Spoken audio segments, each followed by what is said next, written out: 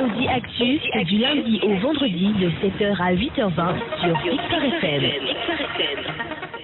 Vous y êtes et nous y sommes, madame, monsieur, bonjour. Alors, merci Gilda Sajakoto, merci à vous toutes et à vous tous qui nous écoutez également, toujours sur la bande 96.3. Aujourd'hui, faire les études supérieures, quelle importance pour la jeunesse? Et où faire ces études supérieures afin d'être à même de répondre aux besoins sur le marché du travail, être compétent et compétitif sur le marché du travail. C'est de ça il est question aujourd'hui. Alors, pour en parler ce matin, nous avons un invité avec nous. Il s'agit du docteur Yaovi Pedou, docteur Sylvestre Yaovi Pedou. Il est lui-même enseignant-chercheur à l'Université de Lomé et maintenant directeur général de IRIS, entendez, Institut des hautes études des relations internationales et stratégiques. Déjà avec nous. Alors, docteur Yaovi Sylvestre Pedou, encore une fois, bonjour. Bonjour, cher ami. Merci de répondre encore à notre, je dirais, rendez-vous annuel. C'est moi qui vous remercie. Voilà. Alors, un constat est fait aujourd'hui, c'est que beaucoup de jeunes Togolais, surtout vers la partie méridionale, c'est-à-dire la partie sud du Togo, n'acceptent ou n'admettent plus embrasser les études supérieures. Je ne sais pas si peut-être notre constat est faux, mais qu'est-ce qui peut conduire la jeunesse à se désintéresser des études? Alors, non seulement votre constat n'est pas faux, mais également ce constat n'est pas restreint au Togo, et à plus forte raison à sa partie sud. C'est un constat général, hein, même en France, je peux bien en parler. Il y a là, je ne dirais pas un abandon, mais un relâchement de l'âge des jeunes à poursuivre des études universitaires, surtout ils parlent de longues études. Moi, j'ai un cas devant moi.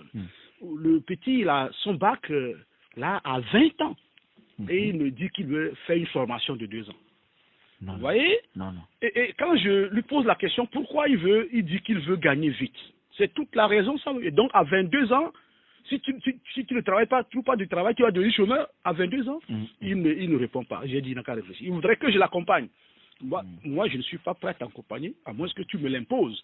Donc, vous voyez, c'est des cas qui se généralisent. Mais la question est de savoir pourquoi. C'est difficile de le savoir parce que actuellement en France, ça je le dis avec certitude, les jeunes Français démissionnent de longues études. Ils vont dans les petits trucs, les formations les BT, les BTS. Par exemple. Pourquoi? C'est difficile de le savoir. Il faudra peut-être mener une étude pour diagnostiquer le problème. Oui, mais quand même, je le disais tout à l'heure parce que je parlais de la partie méridionale, disons la partie sud du Togo, parce que si vous prenez aujourd'hui et vous donnez le temps d'échanger avec 10 jeunes qui viennent de la partie septentrionale du Togo, vous verrez qu'ils vont vous dire je veux faire mon master 2, je veux faire mon master 3, je veux faire ceci, cela, etc. Je raconte n'importe quoi. Mais quand vous prenez les jeunes de la partie sud, ils vous diront non, mais moi j'ai déjà bouclé, j'attends quand même un concours, quelque chose comme ça, où je cherche quelque chose à faire. Et pourquoi il dit que non, c'en est de trop, je ne peux plus continuer, poursuivre les études? Je ne sais pas si si ce que vous dites est vérifié, puisque je connais très bien beaucoup d'étudiants, beaucoup de jeunes Togolais résidant à la partie sud du Togo, qui préfèrent aller à Kara, à l'université de Kara. Et j'en connais moins depuis que l'université l'a créée. Donc je ne suis pas sûr que ce constat soit ciblé à la partie sud du Togo. Je ne suis pas sûr, mais c'est à vérifier. Je ne suis pas en train de vous démentir non plus. Mais si cela est vrai, si le constat là est vrai, on peut le lier au lieu. Vous savez qu'à Lomé, par exemple, il y a beaucoup plus à faire. Beaucoup d'opportunités. En termes d'opportunités qu'à Kara. Et un jeune à Kara qui ne veut pas aller au champ ne peut qu'aller à l'école. Voilà. Un jeune à Lomé qui ne veut pas aller à l'école peut aller à la mer, peut aller, je ne sais pas, voyez-vous. Même prendre le Zémidjan au port, peut aller au port. Mon Zémidjan, il y en a aussi à Kara. Il peut aller au port, il peut aller à la mer. Mais je ne suis pas en train de dire que ce sont les facteurs. Mais ce sont quand même des facteurs qui peuvent expliquer la situation. Et voilà, maintenant, pourquoi ou quelle est l'utilité, la valeur, disons la plus-value aujourd'hui de faire les hautes études? Mais je vous dirais brutalement que l'utilité de faire les hautes études est incommensurable.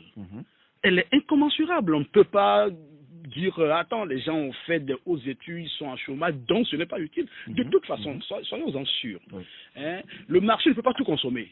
Oui, il y aura le toujours, marché du travail ne peut pas tout consommer. Il y aura toujours des défaitistes, il y aura toujours des gens qui ne seront pas employés par ce marché. Mais dès lors que vous êtes parvenu à faire une telle étude, vous avez bien dit de haut niveau, vous n'êtes jamais délaissé, vous n'êtes jamais abandonné. En tout cas, ça vous ouvre des horizons. Moi, je ne peux pas aujourd'hui, et je ne pense pas que quelqu'un puisse se tenir et me dire aujourd'hui que ce n'est pas utile de faire les hautes études. Quand vous en avez l'opportunité, quand l'âge le permet, déjà, les études n'ont pas d'âge en plus. Quand vous avez l'opportunité, l'intelligence, il faut le faire, et ça n'a jamais déçu personne. Donc, embrasser ou faire les hautes études, les études supérieures, ça n'a jamais déçu l'intéressé. Impossible. Ah bon? Voilà pourquoi je n'approuve pas que les jeunes bacheliers de 20 à 22 ans courent aux courtes études. Faire les 2 ans de BTS ou BT, etc. et puis laisser tomber. Les 95% de ces cas-là sont à la maison. D'abord, ils ont fini immatures. Et puis voilà, j'ai dit à mon petit là, mais écoute, dans 2 ans, je lui ai donné des exemples où les gens sont venus me voir à l'époque, et aujourd'hui, ils regrettent, 5 ans sont passés, il y en a même qui n'ont pas encore soutenu leur mémoire en BTS. Donc là, il revient aux parents de pouvoir s'imposer ou que faire là? S'imposer, peut-être, mais pour moi, s'imposer, c'est péjoratif. Je pense que les parents eux-mêmes aussi doivent comprendre eux-mêmes la situation d'abord. Hein. Ils doivent d'abord la comprendre et diriger leurs enfants. Ne pas les laisser, diriger. Les accompagner. Les accompagner. Cet enfant qui me dit, est-ce qu'il en a parlé à ses parents? Ils sont nombreux aujourd'hui à avoir décroché le bac à 16 ans, à 17 ans. Et finalement, il dit, je vais faire quand même le BTS 2-3 ans et je reste à la maison. Vous avez dit tout à l'heure que c'est un peu immature. Il y a aussi un problème psychologique. Vous savez, aujourd'hui, il faut le dire, l'université dans son état actuel n'attire plus. Il faut qu'on se le dise. Maintenant, il faut dire à ces enfants-là que ce n'est pas l'attrait de l'université qui est important. C'est ce qu'ils vont aller retirer de cette université-là. Votre vision, vous-même, l'objectif qui vous amène à l'université. Voilà. C'est ça qui est le plus important. Et je profite alors de cette occasion. L'orientation est déterminante. C'est déterminant. Et j'en profite pour dire que ce n'est pas nécessairement les universités qui brillent comme de l'or, qui fournissent les meilleures choses. Les meilleurs cadres. Les meilleurs cadres, il faudrait avoir une visée et voilà, se diriger vers l'université qui est apte à vous octroyer. Et votre institut compte parmi ces universités, on dirait? Bien entendu, cher ami, IERIS compte parmi les universités attrayantes de par la qualité de ses offres et de par les réalités qu'il a fini par imposer, voyez-vous, non seulement au Togolais. Je rappelle quand même que vous êtes le premier institut de droit et de sciences politiques au Togo. IERIS, bien sûr, Institut des hautes études des relations internationales et stratégiques. Merci de l'avoir rappelé. C'est très important. Aujourd'hui, je le disais en 2010, lorsque IERIS ouvrait ses portes pour la première fois, je le disais que je donne 3 ans, parce que je sais très bien que les Togolais sont suivistes. Et je donne 3 ans, vous allez voir que les instituts de droit vont polluer à Lomé, vont piluler à Lomé. Et je ne me suis pas trompé. C'est là le risque, c'est là où on a le risque, parce que aujourd'hui, toutes les écoles privées disent je fais le droit. Mais il y en a plein qui commencent, mais qui ne finissent pas. Je connais même une école dont je tais le nom, pas mesure qui à chaque fois attire les étudiants, mais à la deuxième année, à chaque fois, ils déchantent. Pourquoi donc?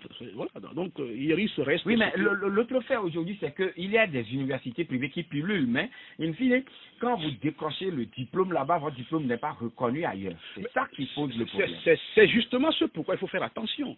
C'est justement ce pourquoi il faut faire attention, parce que il ne faut pas aller s'inscrire, c'est pour cela que je dis, il ne faut pas aller s'inscrire parce qu'entre-temps, il y a eu de mirobolantes publicités à la télévision, à la radio, et que c'est bon. Parce qu'entre-temps, vous y êtes allé, tout est en vitre, et c'est bon. Il faut d'abord que les parents se renseignent. Il y en a plein qui vont se dire, Kames, comme si c'est le Kames qui... Non, c'est des parenthèses. Il y en a même qui font de fausses publicités. Nous connaissons très bien les réalités du CAMES, plus que quiconque. Voilà. Donc, le CAMES certifié tant, ISO 2020, tout ça là, ce n'est pas faux peut-être, mais ce n'est pas ça qui fait la qualité nécessairement de la formation. Ah bon? Donc je vous dis la vérité, il faut s'en tenir à la réalité. Aujourd'hui, c'est vrai. Oui, alors là, au regard de ce que vous venez de dire, vous êtes dans votre 10e année d'existence. On va faire le bilan tout à l'heure, mais quand même, qu'est-ce qui vous démarque des autres universités? Vous n'êtes pas de la dernière, plus on le sait. En effet. Donc, je l'ai toujours dit, l'un des problèmes de nous, Africains, c'est que nous voulons tout embrasser. À IERIS, depuis sa création, nous avons choisi de ne pas pouvoir tout embrasser pour mal étreindre. Voyez-vous? Qui trop embrasse, mal étreindre. Voyez-vous? Alors, nous avons ciblé essentiellement 2 domaines. Le domaine juridique et le domaine de relations internationales. Et il est vrai que nous avons envisagé, parce que nous avons l'agrément pour plusieurs disciplines, plusieurs offres, mais nous avons choisi d'aller progressivement. Et notre particularité, c'est le droit et les relations internationales spécialité diplomatie. Il est vrai que, ça il faut le dire, il est vrai que nous avons un peu abandonné le côté stratégique. Et on est en train de travailler actuellement pour rénover ce côté-là, de sorte que le qualificatif stratégique qui est accolé à l'école ait tout son sens. Et donc, il n'est pas surprenant que dans les mois à venir... Et là, le côté ou le volet juridique, ou disons le droit, s'agit-il du droit des affaires, le droit privé, le droit fiscal, etc. L'école prépare, IERIS prépare le droit dans ces 2 grandes branches, publiques et privées. Ah, d'accord. Voyez-vous, donc vous avez à IERIS, ce qui se passe à IERIS, vous avez le droit public qui commence dès la 3e année, c'est-à-dire que nous avons conservé l'ancien système où vous faites un tronc commun en 2 ans. Donc tous les étudiants font première et 2e année ensemble, de sorte à ce que même quelqu'un qui fait le droit privé ait des notions de droit public. Voilà. Et c'est dès la 3e année que les spécialisations commencent, soit en privé. Dès la scission, vous allez donc en privé ou en public. En privé, vous avez l'option de droit des affaires ou droit judiciaire, et logiquement, vous montez en master avec les mêmes options. Voilà, donc nous n'avons pas dérogé à la règle de la maison de droit. Nous préparons. Et ceux qui sortent de votre école, est-ce qu'ils sont à même de compétir ou bien d'être au même diapason que ceux-là qui ont fait le droit ou les mêmes spécialités à l'université de Lomé? Je dirais au moins oui. J'ai bien dit au moins oui parce que à la vérité, il ne faut pas se voiler la face. À la vérité, surtout avec l'apparition de cette pandémie, eh bien, les disponibilités sont plus évidentes chez nous. Parce que de toute façon, avec cette pandémie, depuis l'année passée, on ne peut pas dépasser 50 étudiants par salle. Voilà. Ah oui, compte tenu également des espaces dont nous disposons, c'est vrai, on a de grandes salles, mais c'est notre politique à nous. Cela permet donc une formation efficace. Et les travaux dirigés, moi je pense qu'en droit, on ne peut pas se passer des travaux dirigés. C'est là-bas qu'on apprend aux étudiants à pratiquer le droit. Voilà. À l'université, nous le faisons. Dites-moi comment on peut faire efficacement les travaux dirigés à distance. On essaye ce qu'on peut faire, on a la volonté, nous-mêmes on y est formés avec toute l'efficacité qu'on connaît, mais lorsque les circonstances l'imposent, parfois on s'incline. Or, à IERIS, tout est OK. Vous avez pris toutes les dispositions pour mettre les étudiants dans les conditions confortables. Non seulement confortables, mais également de sécurité optimale par rapport à la pandémie. Donc ce sont les avantages indéniables dont nous disposons à cette école. Et voilà, vous avez évoqué tout à l'heure le deuxième volet qui concerne la diplomatie ou les relations internationales. Est-ce que si je fais mes études en diplomatie chez vous, à IERIS, est-ce que j'ai encore nécessairement besoin de passer par l'ENA? Non, de passer par l'ENA, non. Évidemment non. D'ailleurs, nous avons un projet ambitieux dans ce sens-là, voir dans quelle mesure on pourrait collaborer directement avec notre cher ENA. Ce projet-là, il me paraît porteur. Donc, si vous avez le master en diplomatie à IERIS, vous irez faire quoi à l'ENA? À moins que vous ayez passé un concours, puisque l'ENA, c'est le couloir entre... D'accord, mais aller sur une formation, ça serait superfétatoire, ça n'aurait pas de sens. Donc ce que vous avez acquis à IERIS vaut non seulement à l'ENA, mais vaut également dans le monde entier. Donc, autrement dit, tous ceux-là qui veulent embrasser le domaine de la diplomatie et mais qui peut-être ne trouvent pas d'opportunité ou de créneau sur le marché, alors Iris serait... Nous sommes ouverts. Ils sont les bienvenus. Ils sont les bienvenus. Comme je l'ai dit, ce domaine-là, nous allons le rénover davantage avec quelques partenariats qui sont aujourd'hui opérationnels d'ailleurs dès la rentrée prochaine, de sorte que le volet stratégie soit revalorisé avec de nouvelles offres sur lesquels je me tais pour l'instant. Il ne faut pas vendre...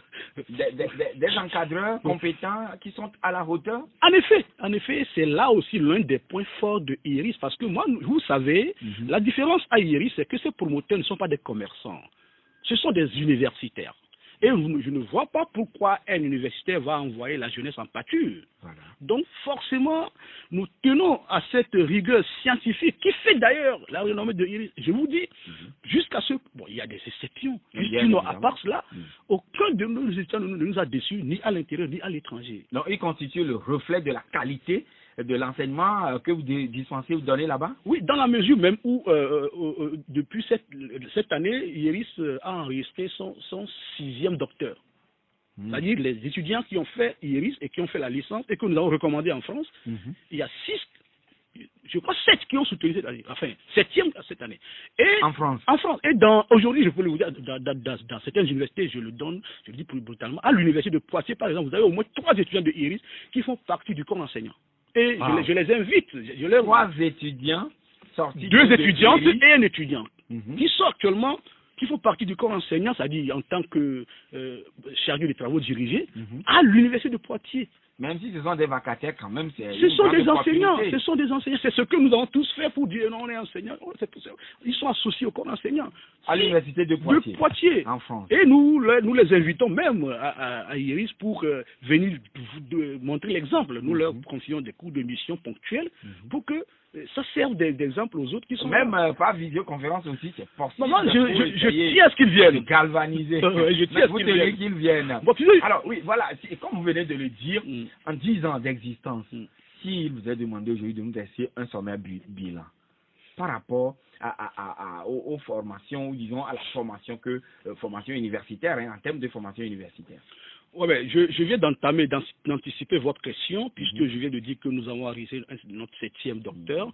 Ce n'est pas, je le précise, le doctorat ne se prépare pas à Iris, il faut que ça soit bien clair. Mais je parle de nos étudiants. Le professeur Iou l'a interdit récemment. Hein? Bon, ça c'est vous aviez fait avant. Vous savez, cher ami, c'est un autre thème.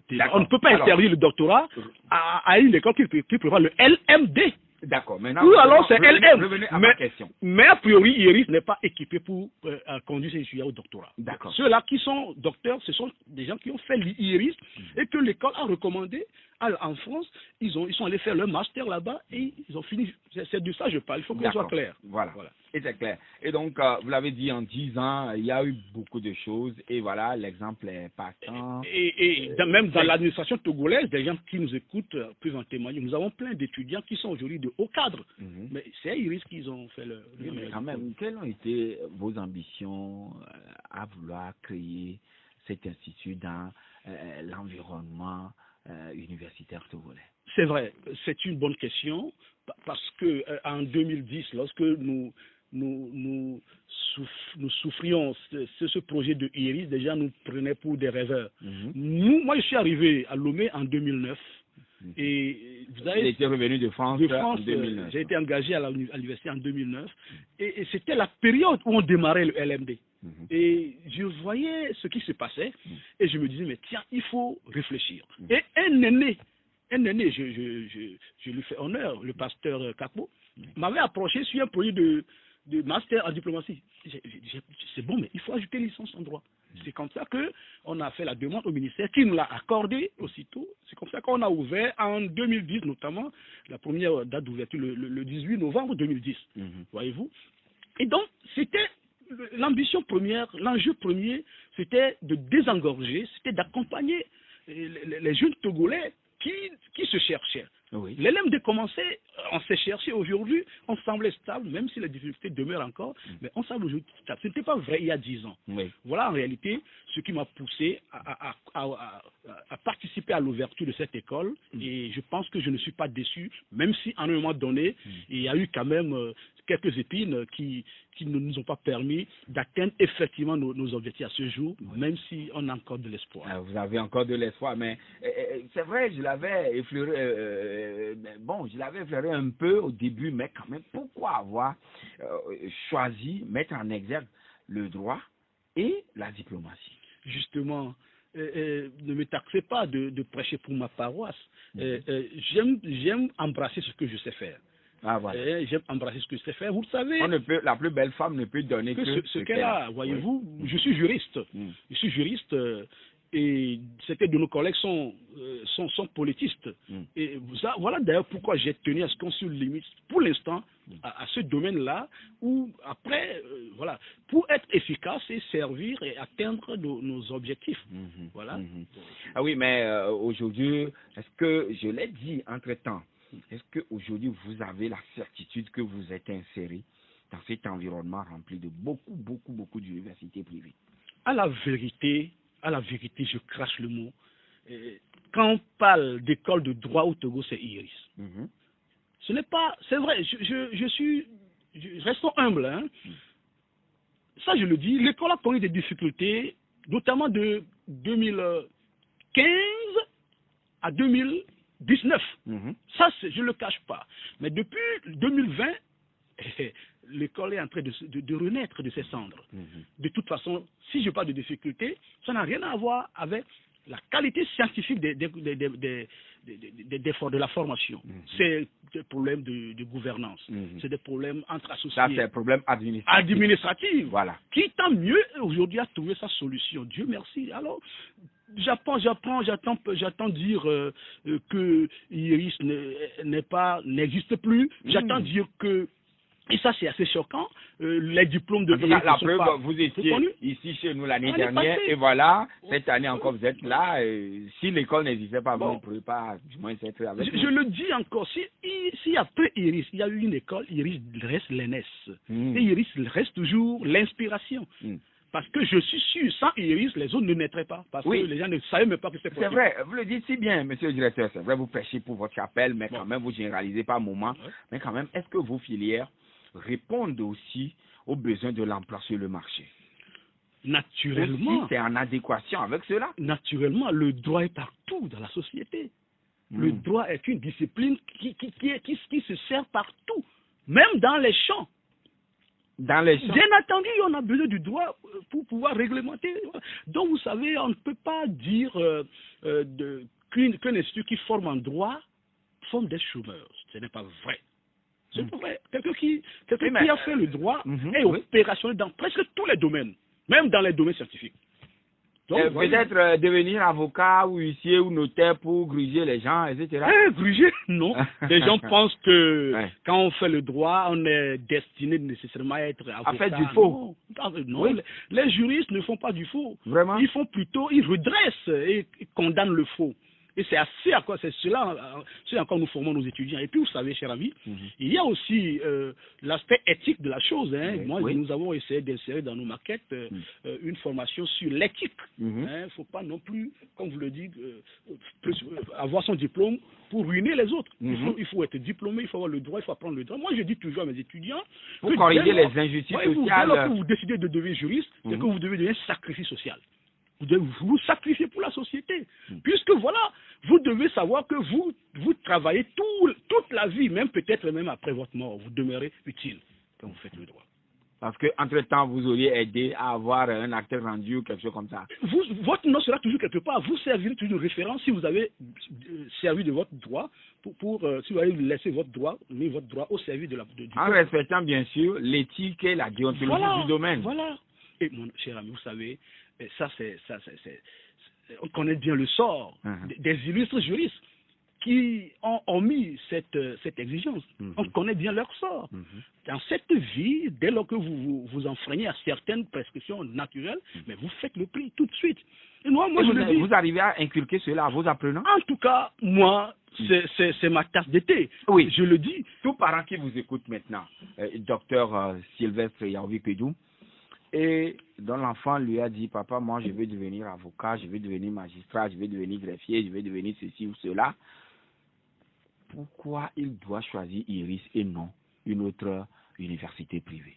Bon, je ne connais pas ce qui se passe dans les autres universités qui prétendent préparer en droit, mais à Iris, nous faisons un suivi personnalisé. Par exemple, déjà dès la deuxième année, moi je reçois les étudiants quasi systématiquement, puisqu'ils ne sont pas assez nombreux, pour voir quelle est leur visée pour l'avenir. Ouais. Et je note, je l'appelle la première, je l'appelle 3 fois, pour voir si entre-temps il sera... C'est une équipe qui le fait ou bien c'est vous seul? Non, nous avons une équipe pédagogique pour ce suivi personnalisé dont vous parlez. Voilà. Et maintenant, nous suivons l'étudiant en fonction du choix qu'il aura fait. Parce que voilà un étudiant qui veut devenir un fiscaliste. Vous n'allez pas l'orienter vers quoi que ce soit. Donc voilà, nous essayons de faire ça. Déjà à la licence, Et puis, non seulement cela, l'étudiant est suivi et ses parents sont mis au courant quotidiennement de ses pas, en tout cas lorsque ça ne va pas surtout. Et quand ça va, peut-être qu'on n'a pas besoin. Donc, les assistants sont là pour les encadrer. Nous appelons les moniteurs pour permettre à ceux-là qui ont un problème de niveau de relever leur niveau. De toute façon, je dis aux parents, pour envoyer leur enfant à Iris, ils n'ont qu'à être sûrs que ce sont des travailleurs. Quand je dis travailleurs, tout le monde est intelligent. Mais il faut être travailleur. De toute façon, à Iris, il faut travailler. C'est une exigence? C'est une exigence. C'est une probabilité. Ah non. À Iris, vous devez travailler. Vous êtes obligé de travailler. Non seulement vous êtes coincé par... Ce n'est pas une affaire de mathématiques ou des sciences, disons. Hein, mais... le droit aussi est une science. Voyez-vous, et quand l'étudiant a des problèmes, on le sent tout de suite et du coup, on ne le lâche pas. Il doit réussir, puisque les autres réussissent. Et donc, les moyens sont mis à sa disposition pour réussir. Le monitorat, s'il le faut, il viendra sur ses cours, même les dimanches. Et tout étudiant qui n'arrive pas à remonter la pente, qu'est-ce que vous lui faites? Jusqu'à ce jour, on n'a pas connu un seul cas où on n'a pas pu relever son niveau. Ah. Oui. Parce qu'une fois que, moi je dis, quelqu'un qui a le bac n'est pas bête. On n'est pas bête il ne faut pas être bête pour avoir le bac. Donc ça veut dire qu'ils ont une intelligence. Maintenant, c'est la volonté. Vous savez, quelque part, même s'il y a la volonté, il faut un peu forcer les choses. Et on a nos exigences, vous devez les suivre. D'accord. Et après, vous finissez pas comprendre que c'est pour votre bien. Ah, c'est pour votre bien. Voilà. Quand on exige un certain nombre de choses de votre part, c'est pour votre bien. Voilà. Alors, comment est-ce que à Iris vous préparez la rentrée, ou disons la nouvelle rentrée 2021-2022? On va observer une pause pour revenir et vous allez nous donner les éclairages qu'il faut. Attendu. Audi Actu sur Radio Victoire. Actualité, débat, intervention par téléphone. C'est tous les jours à partir de 7h. Sur la fréquence magique, la 96.3 FM. Audi Actu. Vous comptez déjà parmi les fidèles, les meilleurs de la fréquence 96.3 en restant toujours scotché sur la bande 96.3. Et notre invité ce matin, Dr Sylvestre Yaoundé-Pédou, directeur général de IERIS. Entendez, Institut des hautes études des relations internationales et stratégiques qui fait ses 10 ans, bien évidemment. Mais, monsieur le directeur, je vous posais tout à l'heure la question, quand on devait partir à la pause ou bien aller à la pause, comment préparez-vous la rentrée qui s'annonce? Bien, merci pour la question. La rentrée, effectivement, se tiendra le 8 novembre. Mais comme c'est l'habitude, 2 semaines après, nous organisons une pré-rentrée. 2 semaines avant. Avant, j'allais dire, avant, bien sûr, nous organisons une pré-rentrée qui est consacrée en une journée au cours de laquelle nous rassemblons tous les étudiants prétendants et effectivement inscrits à qui nous donnons les informations nécessaires à l'image de ce qui se fait à l'université. Et là, ce jour-là, on fait le déroulé de tout le programme de l'école, de l'année, même si vous voulez, les informations utiles pour accompagner les étudiants. Nous leur donnons ça ce jour-là. Et nous ouvrons donc une semaine pour les anciens, une semaine d'inscription pédagogique. Parce qu'il faudrait que les étudiants s'inscrivent dans les filières pour pouvoir les programmer. Donc, la rentrée, effectivement, commencera le 8 novembre avec le début des cours effectifs. Avec le début des cours effectifs. Est-ce que c'est une université exclusive pour les Togolais ou bien d'autres nationalités aussi sont autorisées? Évidemment, l'IERIS est ouvert il est ouvert à toutes les nationalités, tous les citoyens du monde, pour peu qu'ils remplissent les conditions d'inscription à l'université. Et quelles sont ces conditions, monsieur le directeur? C'est le bac. Il faut avoir le bac ou une équivalence. Les étudiants qui ont la capacité en droit sont éligibles à IRIS. Sont éligibles, ils peuvent s'inscrire en première année, comme ils peuvent le faire à l'université publique. Ceux qui ont fait la CAPA à l'université peuvent venir valablement s'inscrire à la première année. Et la capacité est équivalente au bac. Donc, c'est la seule condition. Mais vous avez dit bac, toute série, ou bien bac D, bac G3 ou G2, bon, je ne sais pas. J'ai dit que le droit est un Dieu jaloux, mais pas à l'entrée. À l'entrée, il est plutôt un Dieu ouvert. Il reçoit tous les bacs. Et vous savez, l'expérience a même prouvé que les étudiants de série D, série scientifique, qui veulent faire le droit, sont plus percutants, ils sont plus brillants, parce qu'en réalité, le droit doit être fait avec précision. Et ces étudiants-là ont la culture de la précision. Donc, ils sont bienvenus. Évidemment, les littéraires sont les privilégiés, a priori, mais nous n'excluons pas les bacs scientifiques et consorts. Voilà, les bacs scientifiques et consorts ne sont pas du tout exclus. Oui, mais est-ce qu'il y a des mesures d'accompagnement pour, peut-être, c'est la toute première fois, moi je vous écoute à la radio et je voudrais venir étudier chez vous. Les mesures d'accompagnement, dans quel sens, je voudrais savoir? Oui, est-ce que tout étudiant qui est là, il sera accompagné jusqu'à ce qu'il s'intègre confortablement dans votre université? En ce temps, vous avez dit suivi, personnalisé, etc. Mais est-ce que c'est pour les gens de la deuxième année, troisième année, ou bien dès ma première entrée, mon premier pas dans votre institut? L'accompagnement commence dès la première année, surtout parce qu'il faut avoir une fondation solide pour prétendre monter les murs. Donc c'est dès la première année que nous intensifions l'accompagnement. D'ailleurs, dès la troisième année, ça continue, bien sûr, mais il faut commencer dès la première année. Et les étudiants qui viennent d'ailleurs, il y a un étudiant de l'université de Lomé ou ailleurs qui vient, on le met à l'épreuve, on voit d'abord son parcours et on voit comment l'accompagner, puisque l'accompagnement est personnalisé, tant mieux. Donc, c'est quand même un mécanisme efficace qui permet d'aider chacun à se mettre à niveau. Donc, c'est la règle à IRIS. C'est la règle à IRIS. Nous allons permettre à ceux-là qui nous écoutent et qui voudront bien sûr comprendre peut-être un certain nombre de choses à fond, d'appeler à travers le 22 21 80 99 et être en direct. Sylvain se signale déjà au bout du fil. Bonjour Sylvain. Oui, M. Jachin, bonjour. Oui, comment allez-vous, Sylvain? Oui, je vais très bien chez vous. Oui, ça va aussi. D'accord. Je salue l'invité aussi pour l'effort qu'il abatte pour la jeunesse.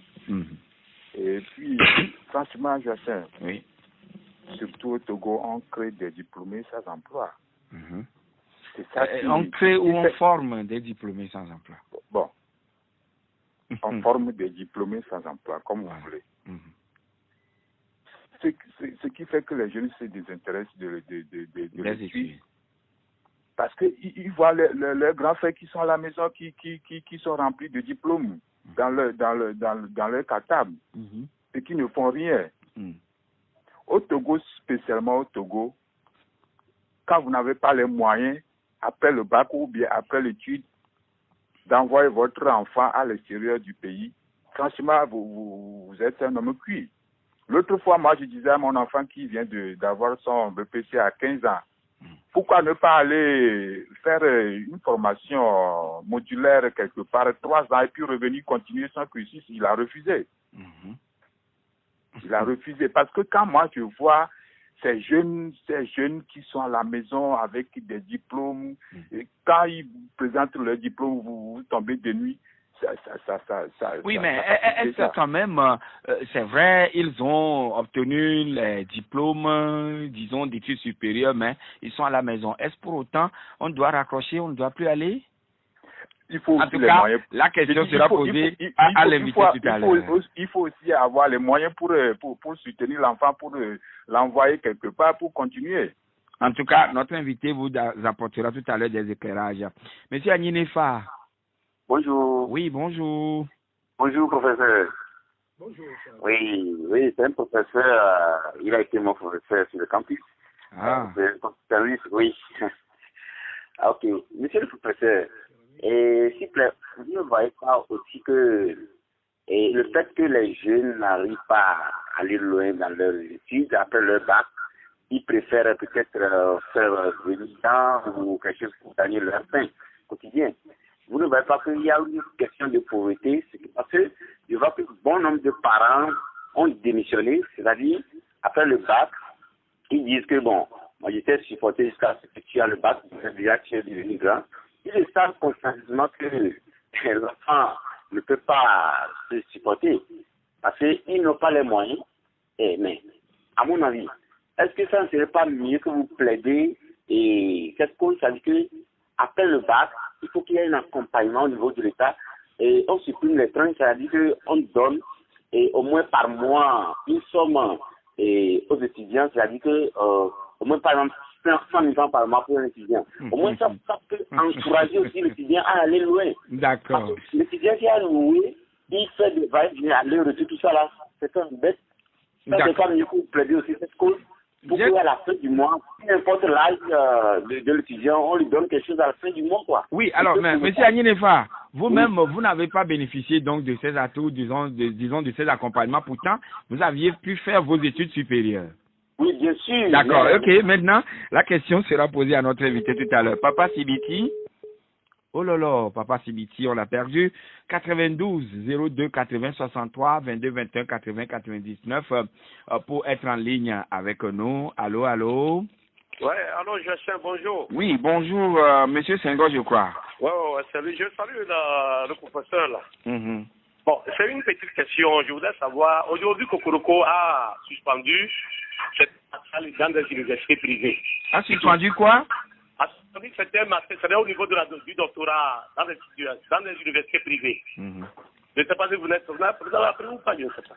D'accord. Il va vous répondre tout de suite. Maintenant, est-ce que le professeur, comme son truc c'est une université privée, comment est-ce qu'il voit ça? Donc c'est ma question, s'il vous plaît. D'accord. Maurice. Oui, bonjour. Bonjour, Maurice. Voilà, j'ai deux préoccupations. La première? La première, c'est par rapport de manière générale aux écoles de formation supérieure. Ça fait écho. Il y a le métier du primaire, l'agriculture, les métiers de l'industrie, mais toutes ces écoles forment au droit, finance, banque, au métier du tertiaire. Est-ce que ce n'est pas une contribution plutôt au chômage? D'accord. La deuxième question, c'est comme l'invité est un spécialiste du droit, je me dis, est-ce que les problèmes que nous avons sur le plan politique ne seraient pas liés aux spécialistes du droit? Ils font les lois, ils les défendent selon leur intérêt. Est-ce que ce n'est pas ça? Merci. Le problème que le président de la Cour suprême a soulevé? Oui, un peu ça. Parce que quand on va au niveau des constitutions, ce sont les professeurs du droit qui créent là-dessus pour nous créer des amis. D'accord. Bien noté. Et nous allons accueillir Papa Sibiti, bonjour. Bonjour. Oui, vous êtes grand, je suis revenu. Bonjour, professeur et directeur. Bonjour, cher ami. Ah, non, c'est pas cher ami. C'est papa Sibiti. Bonjour, papa. Voilà. Et je vous félicite. Merci. Vous êtes alors un grand pédagogue. Merci. Parce que d'habitude, le droit, c'est pour les filières littéraires. Mais vous venez de dire, il y a les séries scientifiques B, C, qui réussissent mieux, quelquefois, par rapport aux séries littéraires. C'est ça. On nous a toujours dit que le droit, c'est les littéraires. Alors, c'est ça l'orientation. On aurait orienté quelqu'un, non, il faut aller faire le droit, alors que ce n'est pas ça. Et, en fin de compte, il ne réussit pas. Je vous remercie. Les enfants aujourd'hui, certains pédagogues viennent dire que non, c'est l'enfant qui doit choisir. Oh, l'enfant d'aujourd'hui ne peut pas choisir. Parce que nous, à 15 ans, les gens étaient à commencer le CP1. Nous avons commencé à 6 ans, 7 ans. Mais avant le BPC, vous avez certains 25 ans, vous êtes mûrs. Vous savez de quoi ce que vous cherchez. Aujourd'hui, les enfants ont 15 ans avec le bac. Ils doivent être aidés des parents. Si l'éducation, c'est transmettre à la génération future ce que nous avons, les anciens ont acquis. Mais non. D'accord. Il faut aider les enfants. Merci beaucoup, Papa Sibiti. C'est juste un complément d'information qu'il a fait, une contribution, bien sûr. Alors, est-ce que ce ne sont pas les juristes qui créent des problèmes en Afrique aujourd'hui en conseillant les chefs d'État à tripatouiller les constitutions, etc., etc. Est-ce que ce ne sont pas vous, les juristes, qui sont à la base des problèmes que connaît l'Afrique, pardon? Je ne sais pas. Rapidement. Si la question est en lien avec l'enjeu de mon passage ici, mais je dirais brutalement non. D'accord. Les juristes n'ont jamais été à l'origine des maux de la société, au contraire. Voilà. Et Maurice continue toujours, il dit, aujourd'hui, les domaines porteurs, ce sont l'agriculture, la technologie, l'industrie, mais généralement, vous écoutez, vous les universitaires du Togo, droit, finance, banque, etc., etc. Est-ce que vous ne contribuez pas à la pauvreté et au chômage? C'est mon problème et ça semble sempiternel, puisque j'ai dit quoi? Tous les domaines se complètent, y compris le droit. Et moi, vous avez dit que même dans le champ, on fait le droit. On a besoin du droit, du juriste. Et moi, j'ai choisi former en droit et dans les domaines connexes au droit. Quitte à quelqu'un d'autre aussi de s'installer dans le domaine agricole et ne pas vouloir tout faire. Mais le problème du Togolais, c'est que quand il fait quelque chose, il réussit certes dans cette chose, et que le voisin commence à faire autre chose, qu'il réussit, il pense qu'il peut faire aussi cette autre chose-là. C'est ça le problème. Et si bien qu'on ça, c'est du copier-coller ou du plagiat. Et on paie l'efficacité. Nous à IRIS, nous avons opté pour le droit et cette discipline environnante. Alors, Senghor lui demandait à savoir, est-ce que vous êtes informé qu'on a suspendu le doctorat dans les universités privées? C'est trop brutal, cette affirmation. Et puis, il a dit Koukoukou n'a pas suspendu. C'est pas lui, l'enseignant, le ministre de l'enseignement supérieur. Il faut laisser cet efficace agent tranquille. Koukoukou, quand il a pris l'université, vous avez vu tous les exploits qu'il a fait. Et ça saute aux yeux. Il n'a pas supprimé les dons. J'ai dit tout à l'heure que ce serait incohérent de dire que les universités privées qui sont admises pour l'LMD ne préparent pas le doctorat. Sinon, autrement dit, il ne faut pas LMD. On a dit licence, master, doctorat. LMD. Ce qu'on leur demande, et ce pourquoi je pense que c'est un encadrement en vue, c'est de mettre les infrastructures en place, les institutions en place pour pouvoir préparer le doctorat. Des garde-fous, il le faut, voilà, tout, pour accompagner ces universités privées. Voilà. Ah oui, mais les jeunes n'arrivent pas à aller loin dans les études. Est-ce que ce n'est pas une question de pauvreté qui pousserait, puisque les parents ne savent pas qu'après le bac, il faut toujours accompagner leurs enfants à embrasser les études supérieures, notamment venant à IRIS. Cette question, elle ne date pas d'aujourd'hui.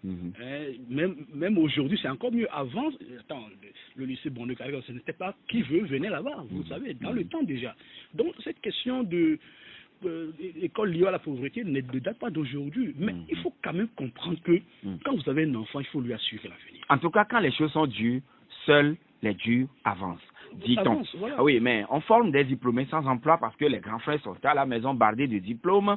Mais quand vous n'avez pas les moyens, vous n'avez plus rien à faire parce que vous voyez tout le monde, les gens ont de lourds diplômes mais ils sont à la maison en train de conduire des migrants. Oui, c'est d'ailleurs pour cela, parce que IRIS est conscient de cette situation, que nous avons inséré des modules pour initier les étudiants à entreprendre. Voilà. Aujourd'hui, il y a même un cours à l'entrepreneuriat avec tout ce qu'il suit, que nous inculquons à ces étudiants-là l'esprit d'entrepreneur, d'entreprise. Parce que je l'ai dit, l'État ne peut pas tout consommer. Il faut aussi reconnaître qu'aujourd'hui, vu le nombre, vu la massification des étudiants, on ne peut pas tout employer. Et si on emploie, c'est les meilleurs qu'on veut. Donc, je pense que c'est entre guillemets un faux problème.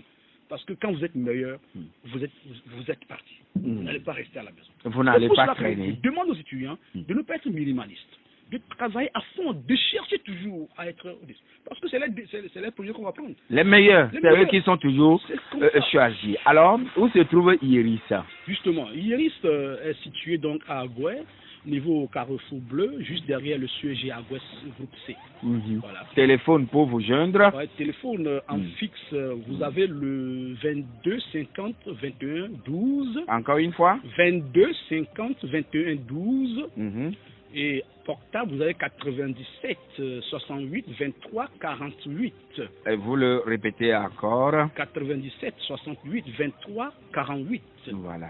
Docteur Sylvestre Yaovi Pedou, merci d'être passé chez nous ce matin. Je vous remercie également. Et voilà, madame, monsieur, on ne cesse jamais d'apprendre. En tout cas, je l'ai dit tout à l'heure, quand les choses sont dures, seuls les durs avancent. Il ne faut pas raccrocher parce que l'autre qui a eu son diplôme n'a pas réussi. Vous, peut-être, quand vous aurez votre diplôme, Dame Chance vous sourira et Dieu aidant, vous serez un grand cadre quelque part pour votre famille et pour la société togolaise. Alors, n'abdiquez pas, ne raccrochez pas non plus. Si vous voulez embrasser, bien sûr, le droit ainsi que ses différentes composantes où elles m'enchantent, il faut aller à Iris et composer simplement le numéro de 22 50 21 12. 22 50 21 12 ou bien 97 68 23 48. 97 68 23 48 pour avoir toutes les informations et poursuivre vos hautes études à school. Merci pour l'accompagnement technique. Moi, c'est Joachim Agbetti, madame, monsieur. Excellente journée de travail à toutes et à tous.